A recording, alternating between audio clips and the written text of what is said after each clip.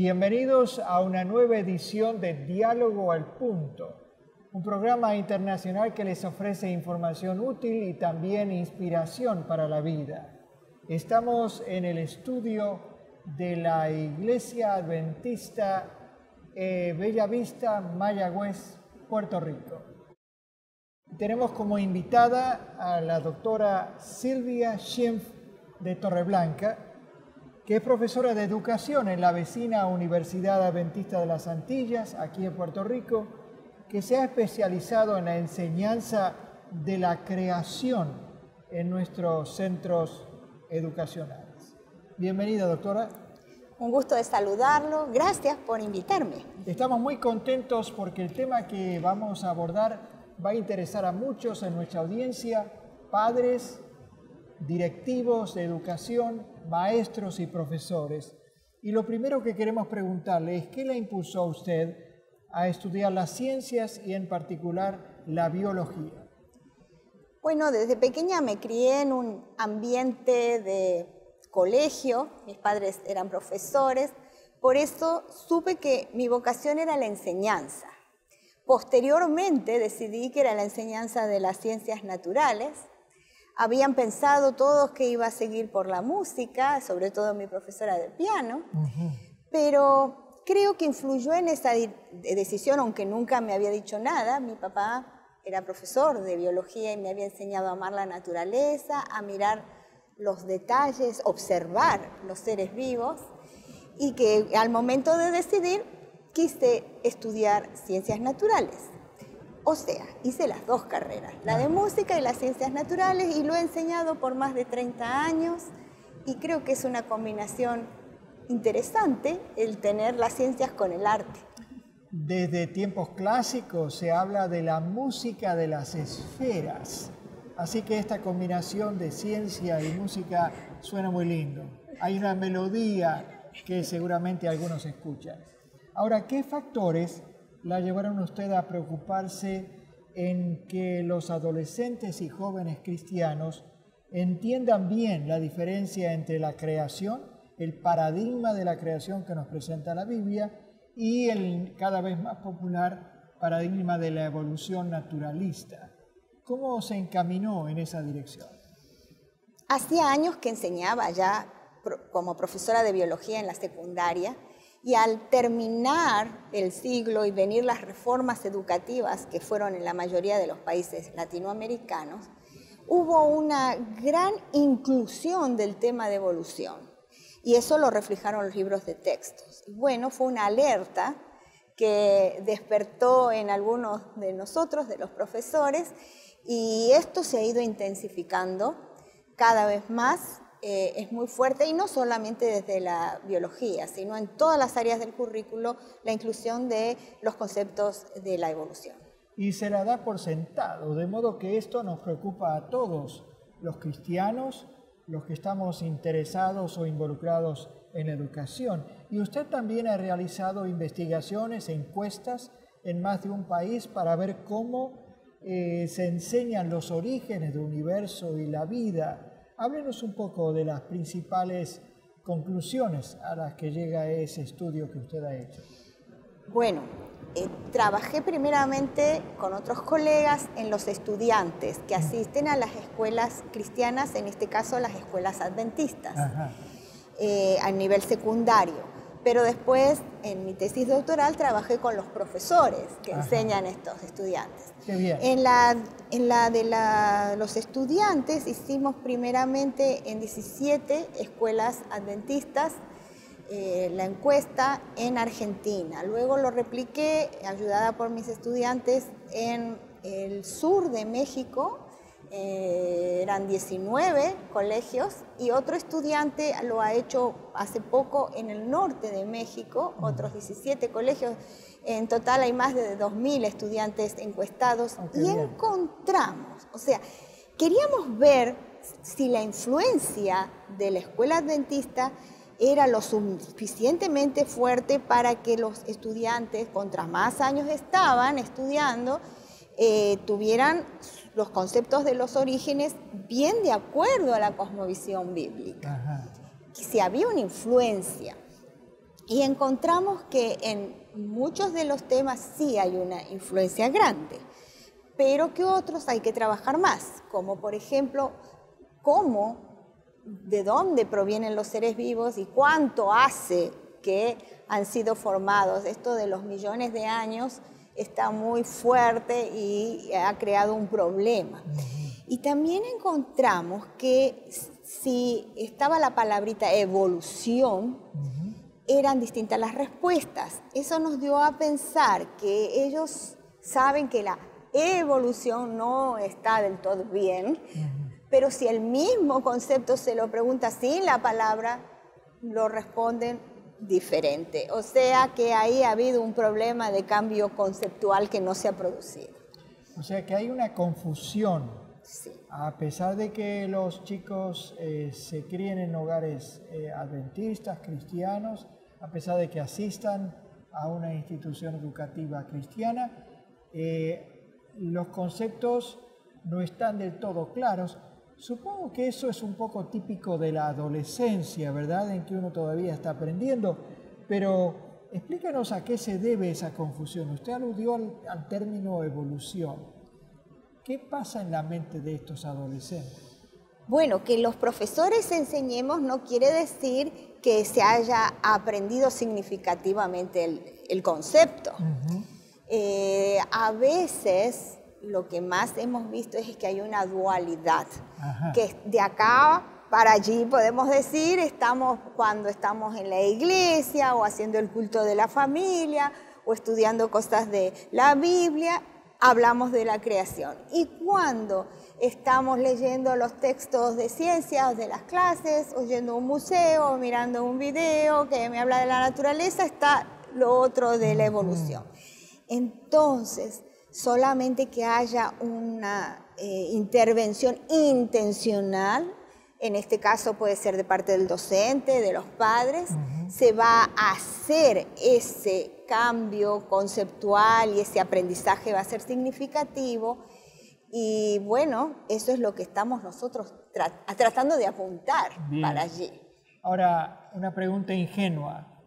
¿Por qué debemos preocuparnos de que la nueva generación no tenga esa dualidad o incluso esa confusión? ¿Qué problema tiene la evolución? Es popular, todo el mundo da por sentado de millones de años. ¿Por qué debemos preocuparnos los cristianos? Bueno, los cristianos en general yo creo que es importantísimo porque si sabemos de dónde venimos y que Dios nos ha creado y empezó con un ser humano perfecto que luego pecó, pero que tiene la oportunidad de la salvación aceptando la muerte de Jesús, por eso es que ha venido Jesús, y de allí tener la vida eterna, lo que llamamos el plan de salvación, empieza y está fundamentado en creer todas estas doctrinas vienen de la creación, empiezan allí. Eso como cristiano, pero en el jovencito, en el adolescente, es más importante porque es la época en que se empieza a formar la cosmovisión propia. Entiendo. De dónde vengo, a dónde voy, qué estoy haciendo aquí, y el de dónde vengo es importantísimo. Claro, claro. Y es el momento en que se hace esas preguntas y por eso tenemos que propiciar estos temas. Además, que Dios es un Dios creador, pero también es sustentador. Es un Dios presente que se preocupa y yo soy valioso ante Dios. Eso es importante que los jovencitos también lo tengan. Sí, claro, porque si aceptamos las premisas de la evolución, no necesitamos a un Salvador. La evolución se va a encargar de ir mejorando cada vez más y no hay caída, sino que hay progreso. Esto es importante que los padres y los profesores lo tengan bien claro, porque si estamos confundidos allí, el plan de salvación, la vida eterna por gracia de Jesús, no tiene sentido. Somos unos animales, en el doble sentido de la palabra, evolucionándonos. Ahora, dando la vuelta a la moneda, ¿cuáles serían, a su juicio, los argumentos más poderosos que tenemos, de forma sencilla, porque este es un tema enorme, en favor de la postura creacionista que enseña la Biblia y cuyas evidencias encontramos también en la ciencia? Bueno, desde la biología pienso que el argumento más importante es el del diseño inteligente. Ajá. Es toda una corriente, pero nosotros pensamos no solo que ha sido un diseñador, sino que ese diseñador es Dios, el creador. Es un ser sobrenatural que crea. A diferencia del naturalismo metodológico que quiere explicar todo desde una posición sin este ser sobrenatural. Diseño inteligente en la parte molecular, de la biología molecular, en la síntesis de proteínas, en los organoides que tiene la célula, en la complejidad irreductible con que son varias cosas que tienen que hacerse a la vez para que eso funcione. A nivel molecular. Molecular y celular. En el cuerpo nuestro y de las plantas, de los animales, cómo están la estructura diseñada para el funcionamiento. Es verdad que muchos de estos hechos, bueno, uno los puede interpretar, pero para mí, de diferentes formas, pero para mí es una forma fehaciente de que hay un diseño inteligente. Usted también ha visto la paleontología, ¿verdad? Exactamente. Y una cosa más de la biología, que es el origen de la vida. Eso para mí es un punto fundamental. Y en la paleontología, claro que sí, los fósiles, nosotros llamamos la explosión cámbrica, que de repente aparecen todos sin haber una cosa previa en el precámbrico, o también la escasez de fósiles intermedios de los que habla tanto el evolucionismo. Que se ha buscado por siglos y no aparecen. Y no aparecen.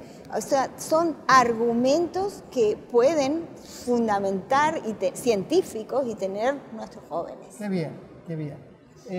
Pero claro, antes de avanzar un poquito, queremos preguntarle a usted, doctora, acerca de su familia, de su esposo, del resto del pequeño grupo de su familia. Busqué una foto.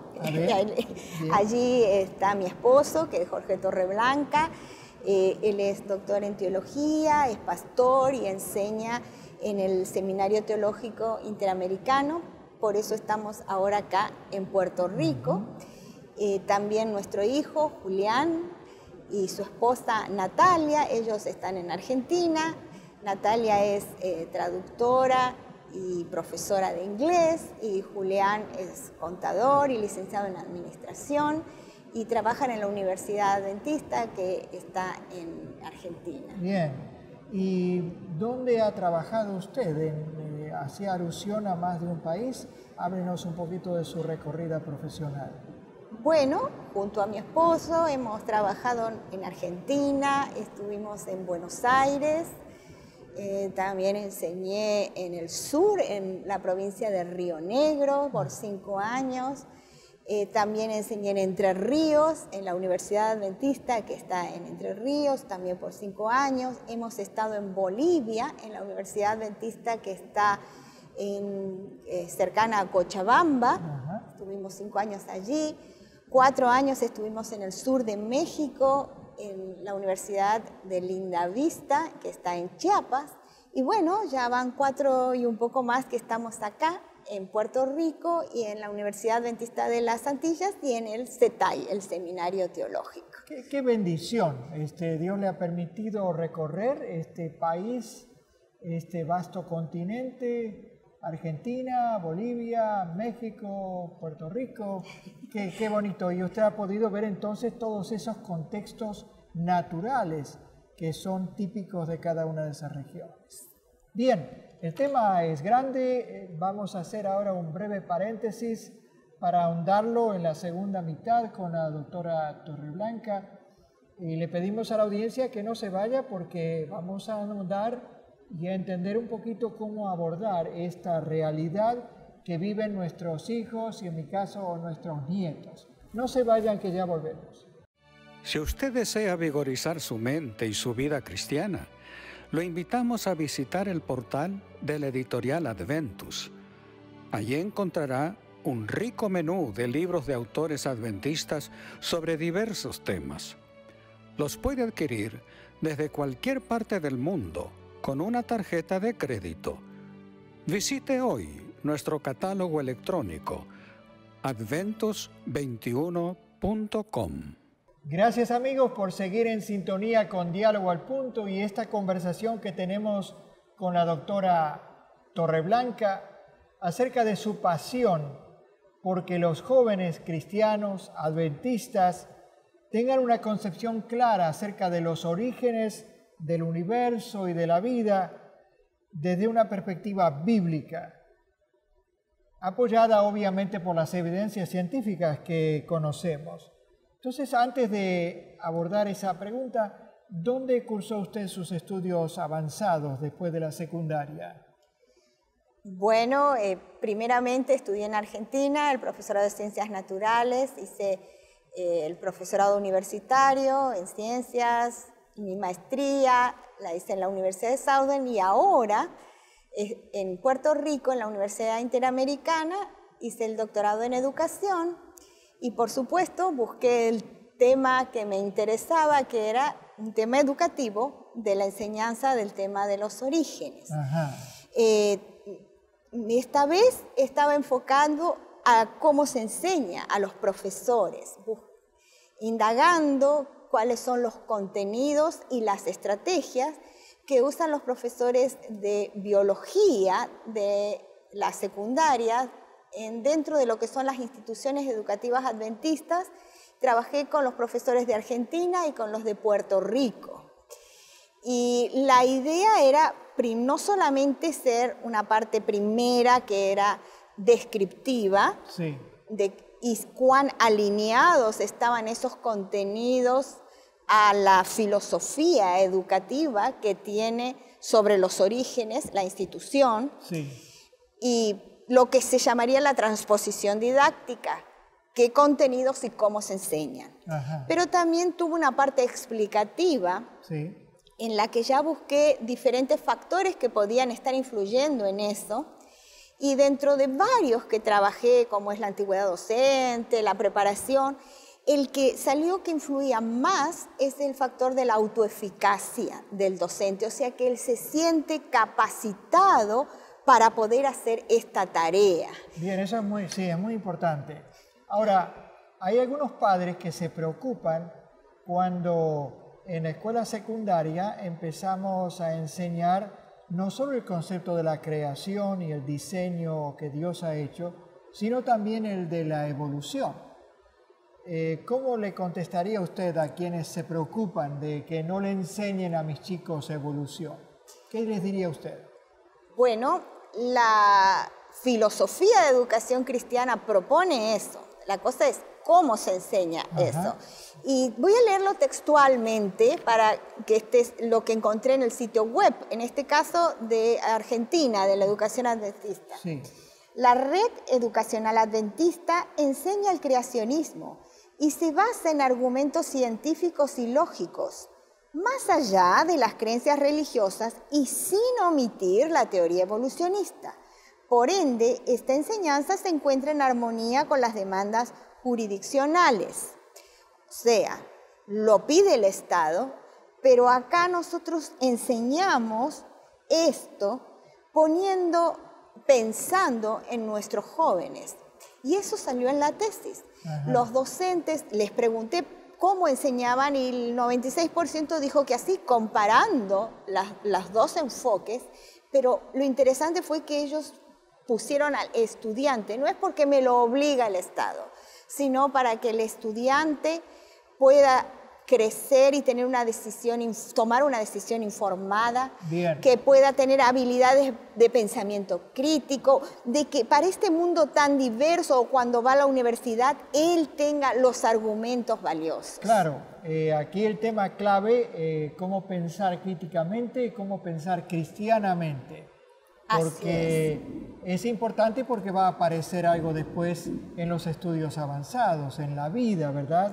Claro, y es formar para que los conceptos del funcionamiento de la naturaleza y del ser humano estén alineados con la cosmovisión bíblica, o sea que se vaya integrando todo lo que tenemos de la Biblia con los nuevos conceptos científicos, pero además como usted decía, el análisis crítico Correcto. de otros enfoques. Correcto. En este caso, el enfoque evolucionista.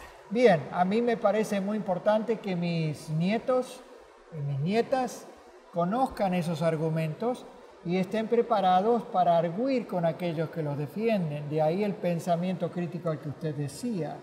Claro, eso nos lleva a hablar de estrategias, o sea, cómo se enseña, cuáles serían, a su juicio, en base a su experiencia y sus investigaciones, las estrategias más adecuadas para que los profesores de ciencia enseñen el tema de los orígenes y los estudiantes lo internalicen, lo acepten, lo entiendan. Explíquenos las estrategias. Hay varias estrategias. Las tradicionales de la exposición del docente y diálogo es la que más se usa, por lo menos eso salió en mi tesis. Lo bueno sería incrementar otra diversidad de estrategias como por ejemplo el trabajo experimental. O sea, en el laboratorio. Sí, o fuera del laboratorio, pero haciendo experiencias. En el campo. En el campo. El aprendizaje experiencial, de la experiencia, esto vamos a hacer visitas a museos, vamos a solucionar problemas, hacer proyectos, qué bien. Trabajar también capaz con estudios de caso, con servicio a la comunidad y al servir voy aprendiendo. Otro tipo de estrategias muy importantes es las que utilizan el lenguaje para desarrollar el pensamiento crítico. Nosotros, claro, nosotros sabemos que el lenguaje es el medio más propicio para construir el aprendizaje. Lo dicen las teorías psicológicas. Entonces, a nuestros estudiantes al verbalizar, primero identificar la idea y después verbalizarla o escribirla, va a ayudar. Estos pueden ser debates, puede ser reescribir un párrafo de un enfoque a otro enfoque. Puede haber mesas redondas, diálogos, discusión fundamentada, con argumentos fundamentados. Propiciar todo esto. También propiciar estrategias de análisis de la información. Información de los medios de comunicación, de los videitos que ellos traen, o también de las noticias. Correcto, las noticias, sí. O información de los libros de texto también. Para tratar de separar lo que es el hecho de su interpretación, ellos aprendan a hacer eso y distinguir las diferentes interpretaciones de los hechos. Una cosa, muchachos, una cosa importante, profesores, de distinguir los datos de la interpretación, y ahí entra la cosmovisión de la que usted hablaba antes. Sí, y todo esto del desarrollo del pensamiento crítico también está dentro de la filosofía educativa. Nosotros queremos hacer pensadores y no solo reflectores. Voy a leer en una parte que está también con respecto a los orígenes. Uno de los objetivos de la enseñanza media es capacitar al estudiante para que continúe aprendiendo y tenga autonomía de ideas y pensamiento crítico. Por eso, las escuelas adventistas sostienen que la enseñanza debe contrastar posturas e ideas que promuevan el pensamiento crítico y, en consecuencia, en las aulas de ciencias se comparan los modelos creacionistas y evolucionistas. Esa información, el estudiante entonces debe aprender a sopesar, a evaluar argumentos para a fin hacer una elección correcta. Bien. Claro, veo que se nos avanza el tiempo, es un tema tan interesante. La pregunta que seguramente se hacen muchos de nuestra audiencia es: ¿qué papel pueden desempeñar los padres en esto? Apoyar lo que hacen los profesores en el aula. Y bueno, padres, realmente esto es un trabajo conjunto del hogar, la escuela, la iglesia. Todo lo que decíamos del pensamiento crítico, por supuesto que en la casa también se puede hacer mientras estamos mirando la televisión, con los libros que vamos leyendo, a los lugares donde vamos. Es muy importante proveer material bibliográfico también que esté acorde a nuestra cosmovisión. Que trabajen juntos, padres y estudiantes. Y en la medida de lo posible, por supuesto, buscar una escuela cristiana que apoye la misma cosmovisión que el hogar. Una pregunta cortita, ¿qué es lo que puede hacer la iglesia, los programas juveniles, ya que algunos de nuestros estudiantes no asisten a escuelas nuestras? Rapidito. Y si hay que compensar, sí. Pues, esto se puede hacer desde la sociedad de jóvenes, desde los clubes de escautismo, los campamentos. Tenemos que también propiciar que los pastores aprendan para que ellos puedan dar también esto a la congregación. Sí, qué bueno sería que en ocasiones algunos sermones enfatizaran este concepto de la creación. Muy interesante. Usted incluso tiene algunos materiales que se han preparado que podría interesar a los padres y a los estudiantes. En español tenemos estos cuadernillos de la Casa Editora Sudamericana, Creacionismo y Evolucionismo. ¿Cuántos son? Tres. Diversidad de la vida, Origen de la vida. Ah, qué bien. Están en este enfoque de propiciar el pensamiento crítico y están pensados para adolescentes. Bien, bien. Una última pregunta, se nos está acabando el tiempo. ¿Qué consejo usted como profesora de ciencias les daría a sus colegas que están allí en el frente de batalla, haciendo frente a esta realidad, queriendo formar el pensamiento cristiano, crítico, por parte de los estudiantes? Dígales algo a sus colegas. Bueno, por supuesto que es una felicitación por lo que ya hacen. Y lo puedo comprobar en mi tesis, tengo todo lo que ya están haciendo. Un apoyo a esto.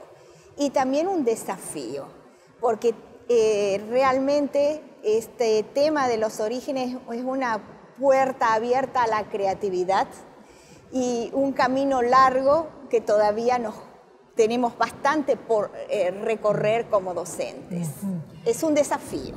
Incluso algún tipo de experimento. Yo recuerdo en una escuela secundaria en que el profesor y sus estudiantes de ciencias empezaron a medir la calidad del arroyito, del agua que fluía cerca del campus, para interesarse en este otro aspecto tan importante del cuidado del medio ambiente. ¿Cómo lo ve usted eso? Por supuesto, como mencionaba, hay que buscar las mejores estrategias. Bien, bien. Una profesora me comentaba que ella hizo un campamento y ese campamento lo puso cerca de donde había fósiles. Entonces fueron y allí vieron los fósiles y eso despertó la curiosidad y allí se propició. Entonces, buscar las mejores estrategias para llegar a un aprendizaje significativo por la importancia que tiene el tema de los orígenes de la naturaleza y del hombre desde nuestra cosmovisión bíblica. Estamos muy agradecidos a usted, doctora, el haber